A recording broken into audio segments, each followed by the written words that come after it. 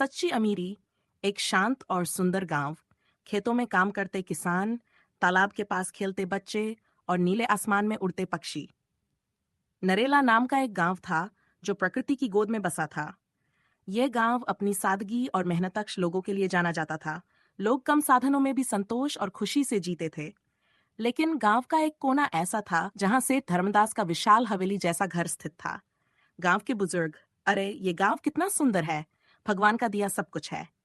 किसान, हाँ लेकिन सुना है सेठ धर्मदास आजकल बहुत परेशान रहते हैं। बच्चे, चलो तालाब के पास खेलते हैं। सेठ की हवेली का आंगन जहां नौकर काम कर रहे हैं, अंदर एक बड़ा कक्ष जहां सेठ धर्मदास चिंतित मुद्रा में बैठे हैं। धर्मदास के पास वह सब कुछ था जो एक व्यक्ति सोच सकता है, सोने चांदी के गहने, बेशुमार संपत्ति और नौकर चाकर, लेकिन उसका मन हमेशा अशांत रहता था। सेठ, इतना धन होने के बावजूद मुझे सुकून क्यों नहीं मिलता? सेठ जी, मैंने सुना है कि संत महाराज के पास हर समस्या का समाधान है। ठीक है, मुझे उनके पास जाना होगा। संत महाराज से भेंट। अगली सुबह सेठ धर्मदास संत महाराज के पास पहुंचा। संत का चेहरा शांत और दिव्य था। सेठ ने उनके चरण छूकर अपनी समस्या बताई। महाराज, मेरे पास सब कुछ है, लेकिन फिर भी मैं खुश नहीं हूं। कृपया मेरी मदद करें। तुम्हें तुम्हारे उत्तर की तलाश गांव में ही करनी होगी। कल एक पोटली लेकर गांव के सबसे गरीब व्यक्ति के पास जाओ। मैं ऐसा ही करूंगा महाराज। गरीब व्यक्ति की तलाश। सेठ धर्मदास गांव की गलियों में चलता हुआ, वह एक एक घर का मुआयना कर रहा है। सेठ ने गांव के हर घर में जाकर सबसे गरीब व्यक्ति को खोजने की कोशिश की, लेकिन हर किसी के पास कुछ न कुछ संपत्ति थी। यहाँ हर किसी के पास कुछ न कुछ है। आखिर सबसे गरीब कौन है?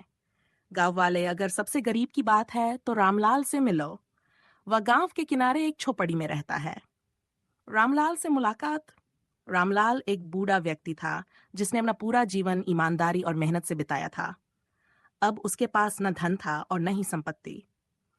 रामलाल, तुम्हारे पास कुछ भी नहीं है, फिर भी तुम इतने खुश कैसे हो? सेठ जी, मेरे पास खुश रहने के लिए बहुत कुछ है। मेरे पास अच्छे रिश्ते हैं, भगवान का आशीर्वाद है और मेरा मन शांत है।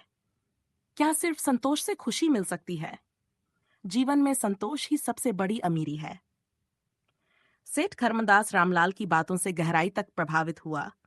उसने पहली बार महसूस किया कि उसकी परेशानी का कारण उसका लालच और असंतोष था। रामलाल के पास कुछ नहीं है, फिर भी वह मुझसे ज्यादा खुश है। मुझे अपने जीवन के मायने बदलने होंगे। सेठ का बदलाव।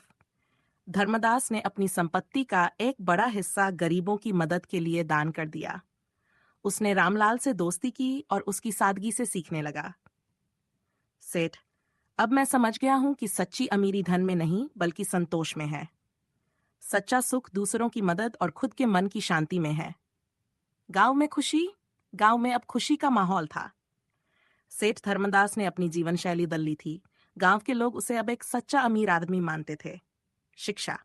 जीवन में सच्ची खुशी और संतोष धन दौलत से नहीं बल्कि अच्छे विचारों, रिश्तों और दूसरों की मदद से आती है। में संदेश दें। अगर आपको यह कहानी पसंद आई हो और इससे कुछ सीखने को मिला हो तो इसे जरूर लाइक करें और अपने दोस्तों और परिवार के साथ शेयर करें। ऐसी ही मजेदार और प्रेरक कहानियां देखने के लिए हमारे चैनल को सब्सक्राइब करना न भूलें। घंटी का बटन दबाएं ताकि आपको हमारी नई कहानियों की जानकारी सबसे पहले मिले। धन्यवाद। और याद रखें, सच्चाई और मेहनत से बड़ा कोई धन नहीं।